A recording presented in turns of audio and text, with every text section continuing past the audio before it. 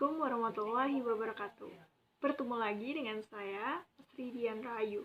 Di video kali ini, saya akan menjawab untuk soal di tema tugas dan tanggung jawab motivator. Pertanyaan A. Jawablah pertanyaan mengenai target di kelas Bimba AIUEO berikut ini. Soal yang pertama, apa target suasana dan kegiatan di kelas Bimba AIUEO yang harus dicapai oleh motivator? Nah, target suasana di kelas yang harus diciptakan oleh motivator adalah suasana kelas yang aman, nyaman, dan menyenangkan bagi anak. Dan di sini motivator mengarahkan dan membimbing anak untuk melakukan kegiatan yang berhubungan untuk menumbuhkan minat baca dan minat belajar anak.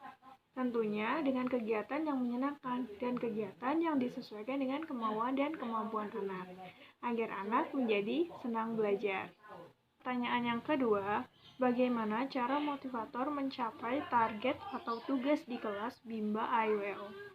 Nah, untuk mencapai target atau tugas di kelas Bimba AIUEO, maka motivator harus selalu memberikan proses belajar yang sepenuhnya menyenangkan bagi anak. Nah, dengan proses kegiatan yang sepenuhnya menyenangkan bagi anak, maka anak akan senang melakukan kegiatan di dalam kelas. Dan ketika anak sudah senang melakukan kegiatan di dalam kelas, maka suasana di kelas akan tercipta dengan proses belajar yang sepenuhnya menyenangkan bagi anak. Dengan proses belajar yang sepenuhnya menyenangkan, maka anak akan menjadi senang belajar. Dan jika anak sudah senang belajar, maka target motivator akan tercapai, yaitu target untuk membimbing minat baca dan minat belajar anak. Sehingga dengan motivator membimbing minat baca dan minat belajar anak, dan anak sudah senang untuk melakukan kegiatan bermain sambil belajar di kelas dan menikmati proses belajar yang sepenuhnya menyenangkan bagi anak, maka minat baca dan minat belajar anak akan meningkat secara luar biasa. Ketiga, apa kemampuan yang dibutuhkan oleh motivator atau tugas di luar kelas Bimba AIUEO? Jadi, kemampuan yang harus dimiliki oleh motivator di luar kelas Bimba AIUEO adalah selalu mau untuk belajar dan terus memperbaiki diri. Nah, dengan motivator selalu mau untuk belajar dan terus memperbaiki diri, maka motivator akan memperbaiki diri menjadi lebih baik lagi dalam membimbangkan anak-anak. Jadi dalam membimbangkan, kreativitas motivator akan semakin meningkat dalam membimbing minat baca dan minat belajar anak usia dini. Nah, dengan meningkatnya kreativitas motivator dalam membimbangkan anak-anak usia dini, maka anak itu akan jadi senang belajar dan anak akan jadi menikmati kegiatan bermain sambil belajar selama di kelas. Dengan begitu, maka minat baca dan minat belajar anak akan meningkat, akan sangat meningkat. Nah, tentunya jika motivator ingin meningkatkan minat baca dan minat belajar anak, motivator harus memiliki kemampuan untuk selalu berparadigma Bimba. Dan di sini motivator juga harus memiliki kemampuan dalam memvariasikan aspek belajar. Nah, aspek belajar itu ada 3. Yang pertama itu ada aspek afektif. Nah, aspek afektif itu aspek yang berkaitan dengan perasaan senang atau tidak senang, suka atau tidak suka, seperti kegiatan bernyanyi, berdongeng, berdialog, ataupun bercerita. Lalu ada aspek kognitif yang berkaitan dengan kerja otak, yaitu kegiatannya seperti kegiatan membaca ataupun berhitung. Lalu ada aspek psikomotorik, kegiatannya berkaitan dengan penggunaan anggota tubuh. Nah, di sini psikomotorik dibagi menjadi 2. Yang pertama ada motorik halus, berkaitan dengan kegiatan penggunaan jari-jari tangan seperti kegiatan mewarnai, menulis, ataupun menarik garis, dan motorik kasar berkaitan dengan penggunaan tangan dan kaki seperti kegiatan melompat, berlari, ataupun menari. Nah, di sini juga motivator harus selalu menerapkan teori jam bandul. Nah, teori jam bandul ini kaitannya erat dengan teori, yaitu teori variation skill. Nah, di teori jam bandul ini kita harus memvariasikan antara ketiga aspek itu, yaitu aspek afektif, kognitif, dan psikomotorik.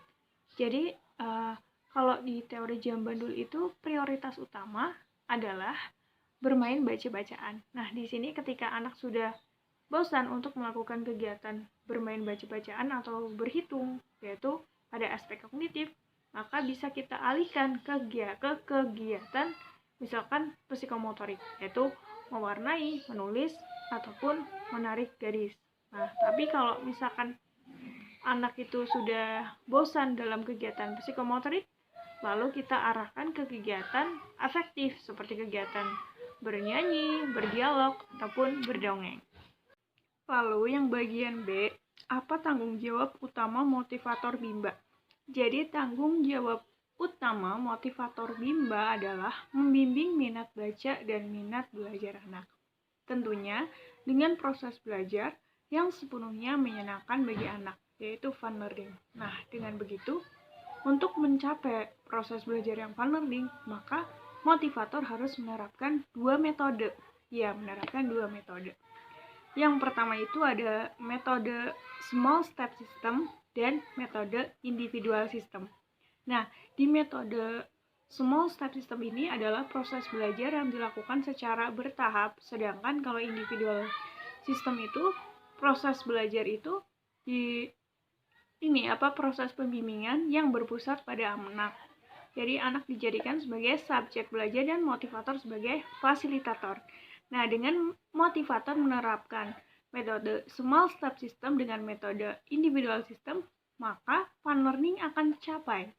Jadi, kunci tercapainya fun learning, kunci tercapainya proses belajar yang sepenuhnya menyenangkan adalah menerapkan metode small step system dan individual system.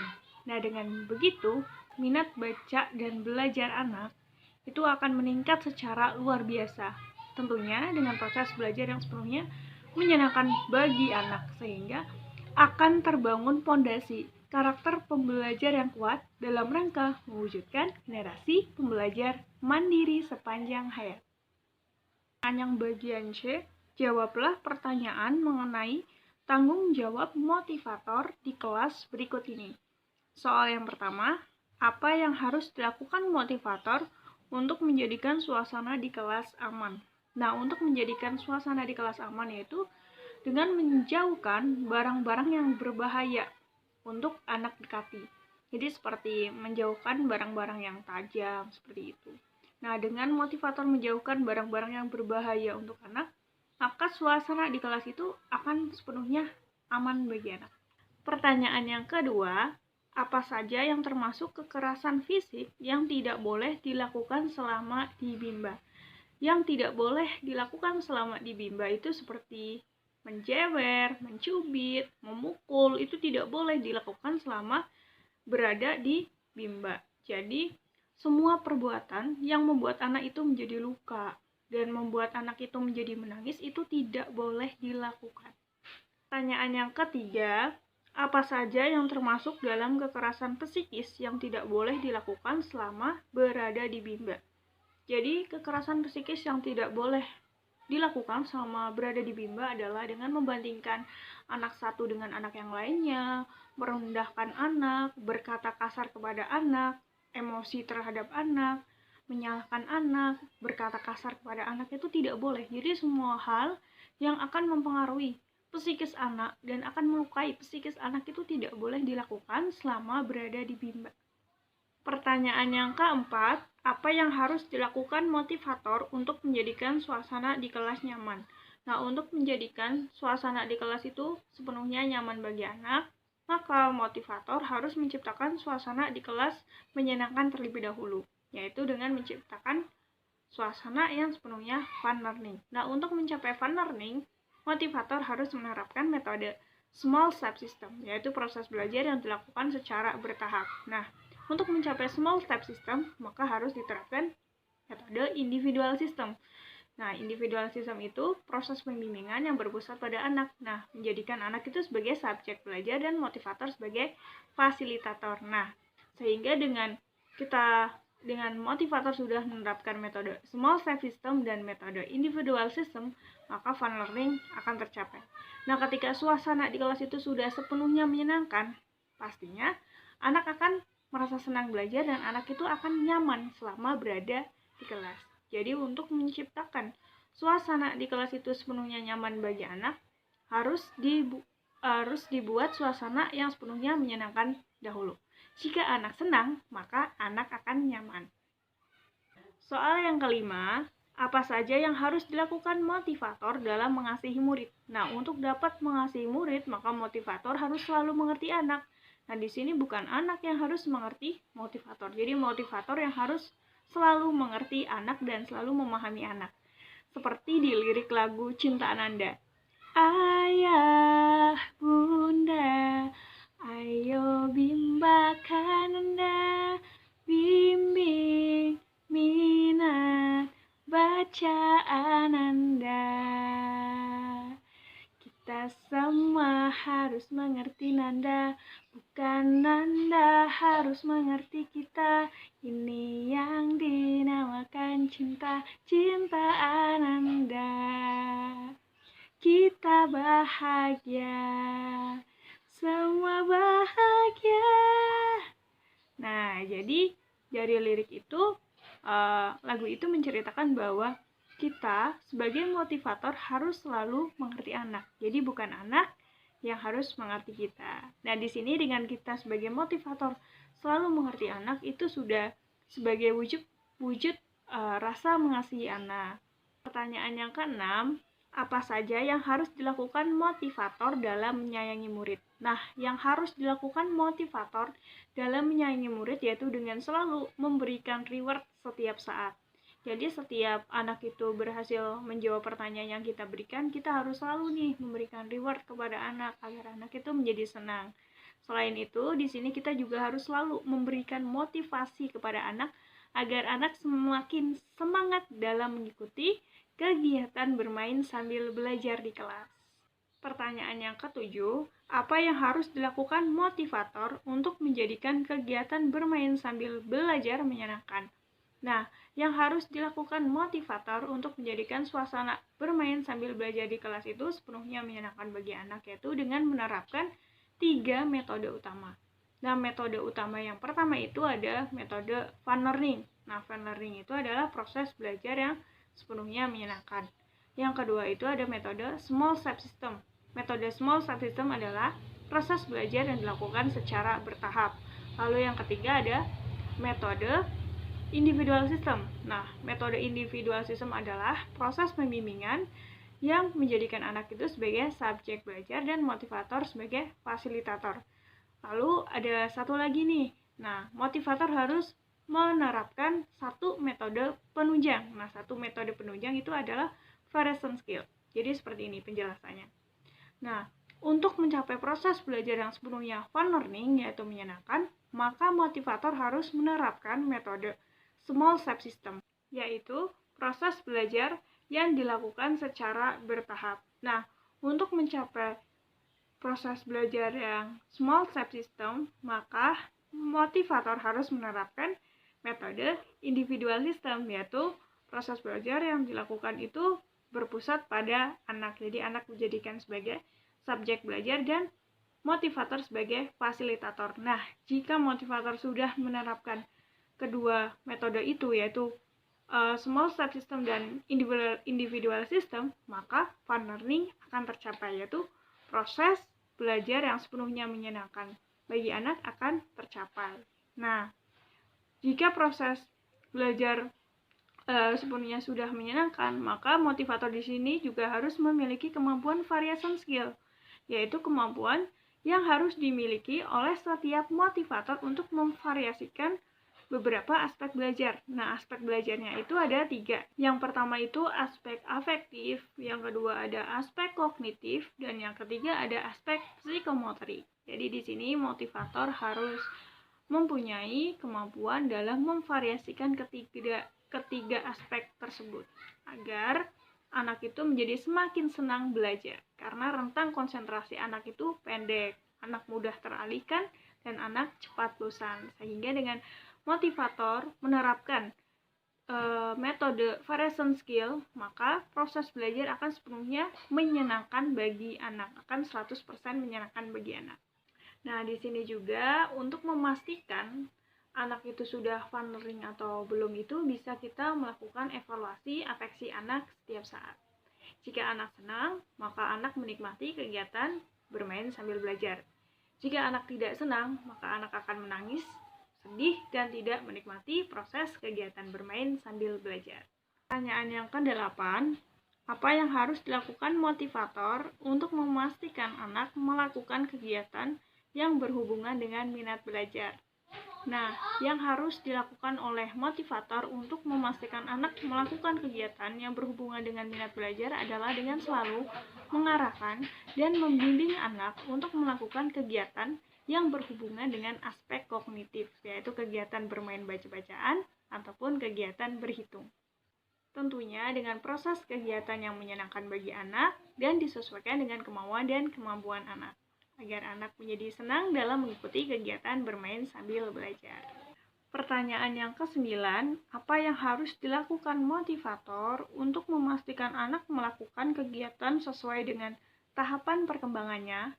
Nah, yang harus dilakukan motivator adalah dengan selalu mengevaluasi aspek kognitif anak. Anak itu sudah sampai mana? Jadi, materi yang diberikan itu harus disesuaikan dengan kemauan dan kemampuan anak. Kemudian pertanyaan yang ke-10, apa saja kemampuan yang harus dimiliki oleh motivator? Nah, di sini kemampuan yang harus dimiliki oleh motivator adalah kemampuan dengan menerapkan satu metode penunjang, yaitu metode variation skill. Nah, variation skill ini adalah kemampuan yang harus dimiliki oleh setiap motivator untuk memvariasikan beberapa aspek belajar. Nah, aspek belajarnya itu ada 3. Yang pertama adalah aspek afektif. Aspek afektif adalah aspek yang berkaitan dengan perasaan senang atau tidak senang, suka atau tidak suka, seperti kegiatan bernyanyi, berdialog, berdongeng, ataupun bercerita. Lalu yang kedua itu ada aspek kognitif. Nah, aspek kognitif ini berkaitan dengan kerja otak. Nah, contoh kegiatannya tuh seperti kegiatan membaca ataupun berhitung. Lalu yang ketiga itu ada aspek psikomotorik. Nah, aspek psikomotorik ini berkaitan dengan kegiatan yang berhubungan dengan anggota tubuh. Nah, psikomotorik ini dibagi menjadi 2. Yang pertama itu ada motorik halus. Motorik halus ini berkaitan dengan kegiatan penggunaan jari-jari tangan, seperti kegiatan mewarnai, menarik garis, ataupun menulis. Lalu yang kedua ada motorik kasar.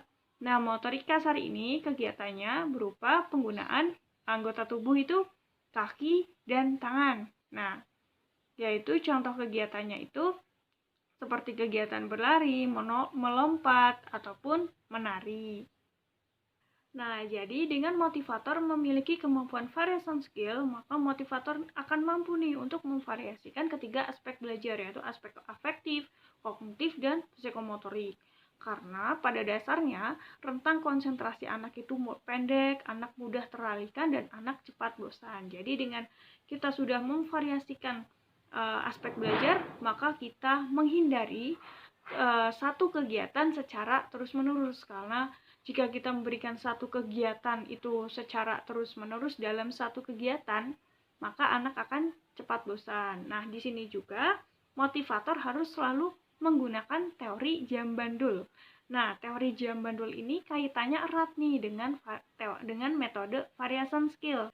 Nah, jadi di teori jam bandul itu kegiatan prioritas utamanya adalah bermain baca-bacaan. Nah, jadi ketika anak itu sudah bosan nih bermain baca-bacaan, bisa kita alihkan ke kegiatan, misalkan kegiatan mewarnai. Nah, tapi ketika kita mengalihkan ke kegiatan mewarnai itu hanya sebentar saja, karena ini itu hanya biar anak itu tidak mudah bosan. Jadi ketika bosan dengan kegiatan bermain baca-bacaan, kita alihkan nih kegiatan mewarnai. Nah, ketika anak sudah bosan nih mewarnai, kita alihkan lagi nih ke kegiatan berdongeng ya. Kita alihkan kegiatan berdongeng.